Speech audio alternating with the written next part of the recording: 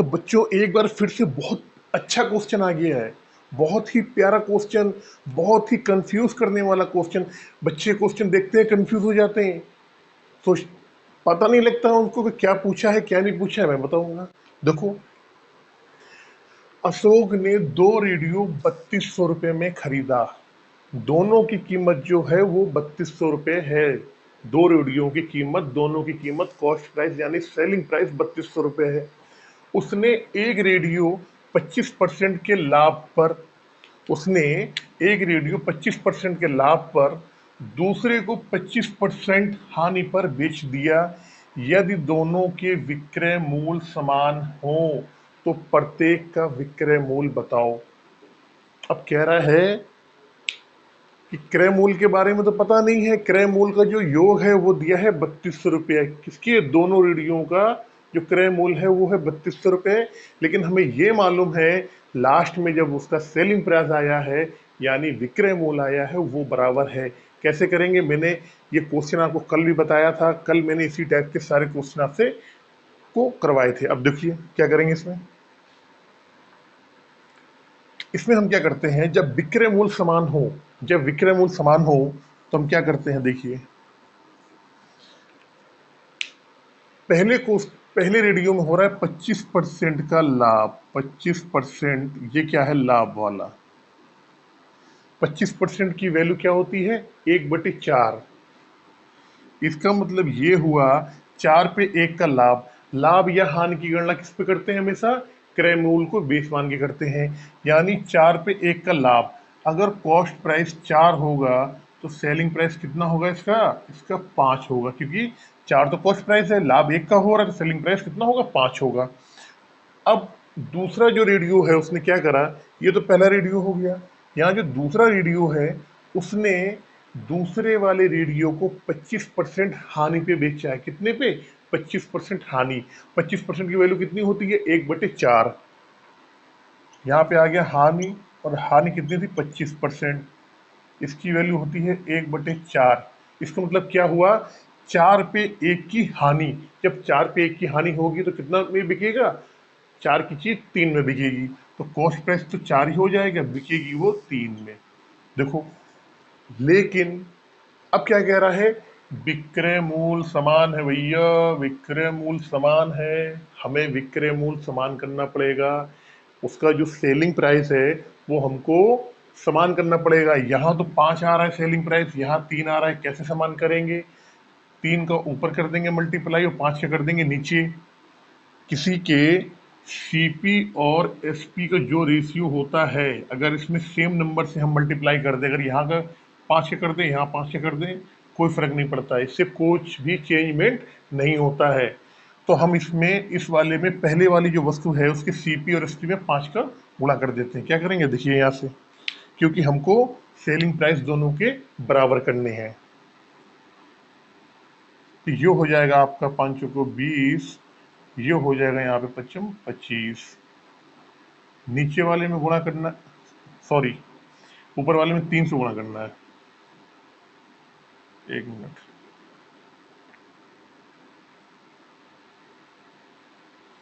यहाँ कर देंगे हम गुणा 3 से, नीचे वाले में गुणा कर देंगे हम 5 से। जब 3 से करेंगे तो ये हो जाएगा हमारा 12, ये हो जाएगा हमारा 15। इससे गुणा करेंगे तो ये हो जाएगा 15 और ये हो जाएगा हमारा 20। अब देखो, अब सेलिंग प्राइस बराबर हो गया। हमारे क्वेश्चन के अनुसार सेलिंग प्राइस हमने बराबर कर लिया। अब ये कह रहा है, हमसे पूछा गया है प्रत्येक का विक्रय मूल्य बताओ। हमको क्या करना है? इस पंदा की वैल्यू फाइंड आउट करना है कि प्रत्येक का विक्रय मूल्य क्या होगा। लेकिन क्वेश्चन में एक और अच्छी चीज दे रखी है कि हमें मालूम है कि क्रय मूल्य जो है, क्रय मूल्य दोनों रेडियो क्रय मूल्य कितना है? 3200 रुपये। यहाँ दोनों क्रय मूल्य कितना आ जाएगा? 12 में 20 जोड़ देंगे तो आ जाएगा 32। इसके अकॉर्डिंग हमारा जो क्रय मूल्य आ रहा है कितना आ रहा है? वो आ रहा है 32। इस 32 की जो वैल्यू है वो किसके बराबर है? क्वेश्चन में 3200 के बराबर है। हमें वैल्यू कितने की निकालनी है? 15 की। 32 की वैल्यू 3200 की, तो 15 की वैल्यू कितने के बराबर आ जाएगी? 1500 रुपये की। यही हमारा क्या हो जाएगा? आंसर हो जाएगा यहाँ से। यही हमारा सेलिंग प्राइस हो जाएगा किसका, प्रत्येक का विक्रय मूल्य आ जाएगा 1500 रुपए।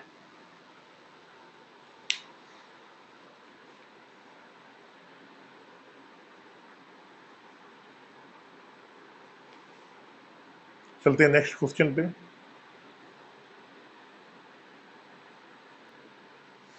चलते हैं नेक्स्ट क्वेश्चन की तरफ। कह रहा है दो घड़ियों में से प्रत्येक का विक्रय मूल्य समान है, जबकि क्रय मूल्य का योग 800 रुपए है। इनमें से एक घड़ी को 15% हानि पर बेचा जाता है और दूसरी को 25% की हानि पे बेचा जाता है। दोनों घड़ी के क्रय मूल्य का अंतर पूछा गया है। दोनों घड़ी का जो क्रय मूल्य होगा उसका अंतर पूछा गया है। देखो क्या करेंगे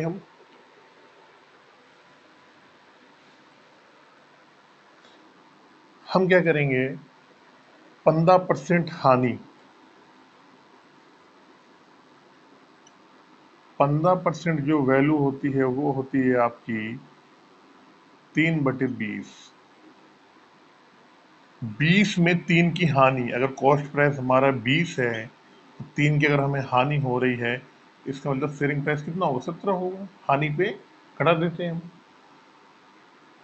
अब दूसरी जो घड़ी थी उसको इसने 25% हानि पे बेच दिया। 25% की जो वैल्यू होती है वो होती है 1/4, यानी 4 पे 1 की हानि। 4 पे 1 की हानि तो 4 की चीज कितने में बिकेगी, 3 रुपए में बिकेगी। अब हमसे ये कह रहा है विक्रय मूल्य समान है भैया, विक्रय मूल्य समान है। हमें विक्रय मूल्य यहाँ समान करना पड़ेगा। क्या करेंगे, जो मैंने आपको पहले बताया था, ऊपर वाले में नीचे का गुणा कर देंगे, नीचे वाले में ऊपर का गुणा कर देंगे। 3 का गुणा करेंगे 17 तिहाई 51, 3 का गुणा करेंगे 20 तिहाई 60, 17 गुणा करेंगे 17 तिहाई 51, 17 चौको 68। अब हमसे ये पूछा गया है दोनों घड़ी के क्रय मूल्य का अंतर। हमने ये देखा पहली वाली जो घड़ी आ रही है वो 60 रुपए की, उसका क्रय मूल्य जो था पहली वाली घड़ी का वो 60 रुपए था। दूसरी वाली जो घड़ी का क्रय मूल्य है उसका कितना रुपए है, क्रय मूल्य 68। इन दोनों का जो अंतर है वो कितना है, 8 रुपए का। 8 रुपए। तो हमें क्या करना है, हमको 8 की वैल्यू निकालनी है। अब 8 की वैल्यू कैसे आएगी, कह रहा दोनों जबकि क्रय मूल्य का योग, इसका और इसका योग कितना दे रखा है, 800 के, तो जोड़ लो 8 और 6 दूनी 12, 128 बराबर के दे रखा है कितना के, 800 के। हमें कितना निकालना है, 8। हमें क्या निकालना है, इन दोनों का अंतर। पहली वाली घड़ी का क्रय मूल्य 60 रुपया था, दूसरी वाली घड़ी का क्रय मूल्य 68 रुपया था। हमें इन दोनों का अंतर निकालना है। तो क्या करेंगे, 8 बराबर 800 बटे 128 इंटू 8, इसे काट लेंगे। 6 दूनी 12, 4 दूनी 8, ये आ जाएगा आपका 400, ये आएगा 88 64 8, और ये आ जाएगा आप 8 पंचे 40। यानी दोनों घड़ी के क्रय मूल्य में जो अंतर था वो आपका 50 रुपए का अंतर था। दोनों घड़ी के क्रय मूल्य में कितने रुपए का अंतर था, 50 रुपए का। इस क्वेश्चन करने का एक तरीका और भी है, लेकिन मैं चाहता हूं कि आप इसी तरीके से करें। उसका एक फार्मूला आता है और मैं आपको बता दूं फार्मूला होता क्या है। जब दो वस्तुओं के विक्रय मूल्य जो हैं एसपी समान हो तो सीपी ऑफ फर्स्ट नंबर, या प्रॉफिट कर दें, CP of profit, CP of loss बराबर 100 माइनस लॉस और 100 प्लस प्रॉफिट। ये इसका फार्मूला होता है। अगर दो वस्तुओं के विक्रय मूल्य समान है और पहली वस्तु को P% लाभ पे बेचा गया है और दूसरी वस्तु को L% हानि पे बेचा गया है, तो क्रय मूल्य का जो रेशियो आता है वो ऐसे ये आता है। दूसरा इसकी कंडीशन क्या होती है, अगर देखो मान लो थोड़ा सा और मैं आपको फॉर्मूला बता रहा हूँ और समझ में आएगा, चीज वही सेम है, एसपी समान हो तो। अब देखो कह रहा है यदि पहली वस्तु को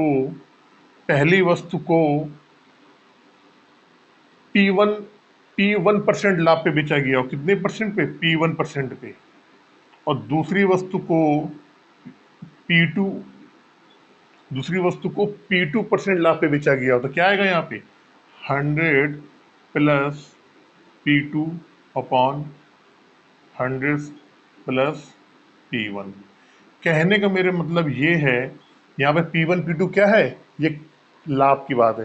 कहने का मेरा मतलब ये है कि ये जो CP आता है, पहली वस्तु का CP, तो कायदे में ये तो इसके ऊपर होना चाहिए, P1 का मान सामने आना चाहिए, लेकिन इसमें सामने नहीं, इसमें आता है हमेशा इसके उल्टे आता है ये। अब देखो एक तीसरी P1 अब हाँ, एक तीसरी कंडीशन आती है कि पहली वस्तु को जो कंडीशन इसमें लागू हो रही है, जो कंडीशन इस वाले सवाल में लागू हो रही है, वो मैं बता रहा हूं आपको इसमें। अब एक बार ये भी देख लो आप। चलो यहां बता रहा हूं, वो तीसरी कंडीशन क्या है? तीसरी कंडीशन ये है, यदि पहली वस्तु को L1% हानि पे बेचा जाए, L1, और दूसरी वस्तु को L2% हानि पे बेचा जाए, तो इनका रेशियो क्या होगा? 100 minus L2 upon 100 minus L1। अब देखिए, इस वाले कंडीशन में दोनों वस्तुएं हानि पे बेची गई हैं। पहले वाले में मैंने जो पहले से क्वेश्चन करवाया था, उसमें एक लाभ पे थी, एक हानि पे थी, तो उसमें तो ये वाला फार्मूला लग जाता जिससे पहले मैंने क्वेश्चन करवाया था, क्योंकि P मतलब प्रॉफिट होता है, L मतलब लॉस होता है। पहले वाला जो क्वेश्चन करवाया था उसमें ये लग जाएगा फार्मूला आपका, ठीक है। अब जो ये मैं क्वेश्चन करवा रहा हूँ, इसमें दोनों हानि पे बेची गई हैं, तो दोनों लॉस वाला आएगा। अब देखो क्या कह रहा है, कह रहा है हमें क्रय मूल्य का योग कितना दिया गया है आपका? 800 रुपये। तो हमें मालूम है कि 100 माइनस, अब दूसरी वस्तु L2 मतलब क्या हुआ? जो दूसरी हानि हो रही, दूसरी हानि कितनी है? 25% की, तो हम यहाँ 100 में से 25 ये घटा देंगे।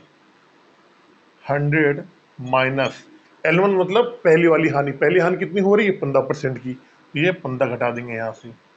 अब देखो 100 में से 25 जाएगा आपका, तो ये बचेगा 75, और ये बचेगा आपका 85।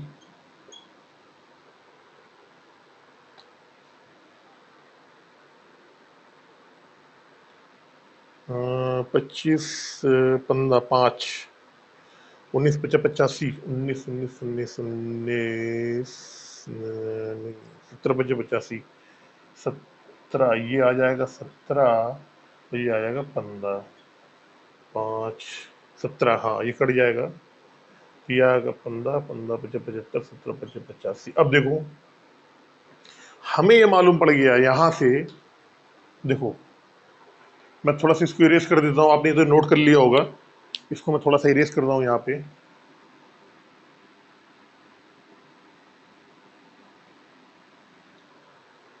हमें ये मालूम पड़ गया cost price of first loss and cost price of second loss equal to 15/17।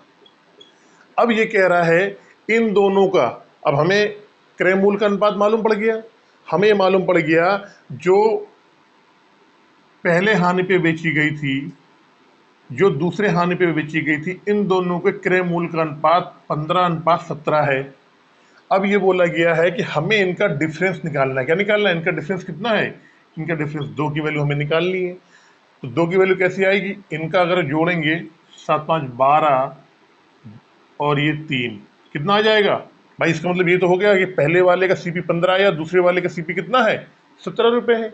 तो 32 की वैल्यू हमें दे रखी कितने के बराबर? 800 के बराबर। देखो इधर, और हमें कितने की निकालनी? इन दोनों का डिफरेंस कितना है? 2। ये तो बोल रहा है क्रय मूल्य का अंतर। क्या कह रहा है? क्रय मूल्य का अंतर पूछा गया, डिफरेंस।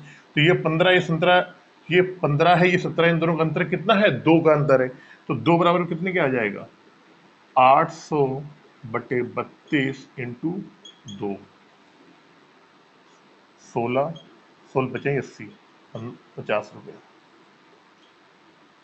तो ये मैंने आपको फार्मूले बता दिए हैं, आप चाहे इन फार्मूले से कर लो, आप जो मैंने आपको फार्मूला बताया है, चाहे आप इस फार्मूले से रख के कर लो आप, जो इससे पहले मैंने क्वेश्चन करवाया था वो ये वाला क्वेश्चन था। इसमें केवल एक चीज याद करने वाली होती है। पहली चीज क्या है कि विक्रय मूल्य समान होना चाहिए। दूसरी बात, यहां से हमें क्रय मूल्य का रेशियो मिलेगा। किसका? क्रय मूल्य का। तीसरी जो सबसे इंपॉर्टेंट चीज है वो ये चीज है कि यहाँ पे जब कॉस्ट प्लस प्रॉफिट वाला जो यहाँ वाला आएगा, जो इस क्रय मूल्य की बात होगी, तो इस क्रय मूल्य पे जो भी लाभ या हानि जो कुछ भी हुआ है वो दूसरी तरफ जाने पे नीचे आएगा। वो किस तरीके से? यहाँ प्रॉफिट हुआ तो प्रॉफिट वाला यहाँ नीचे आ गया, इस वाले का लॉस हुआ तो यहाँ चला गया, मतलब क्रॉस में होता है ये।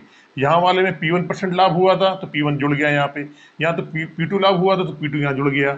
इस वाले में दोनों में लॉस हो रहा था, L1 का लॉस हो रहा था तो L1 यहाँ पे 100 में से घट गया।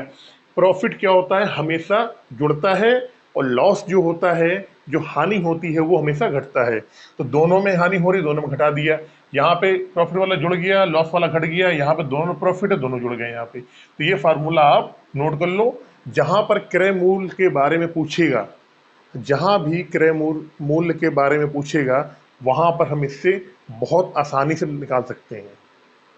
क्रय मूल्य के, क्रय मूल्य में डिफरेंस कितना है, क्रय मूल्य का योग कितना है, क्रय मूल्य का कितने रुपए में आएगा, वहां पर इस फार्मूले को हम लगा सकते हैं।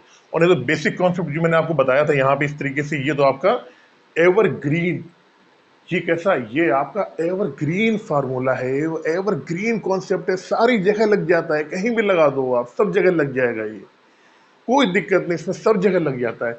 अब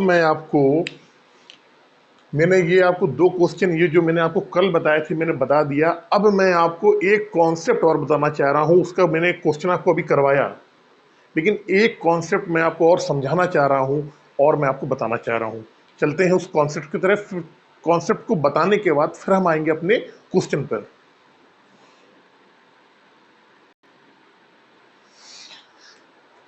ये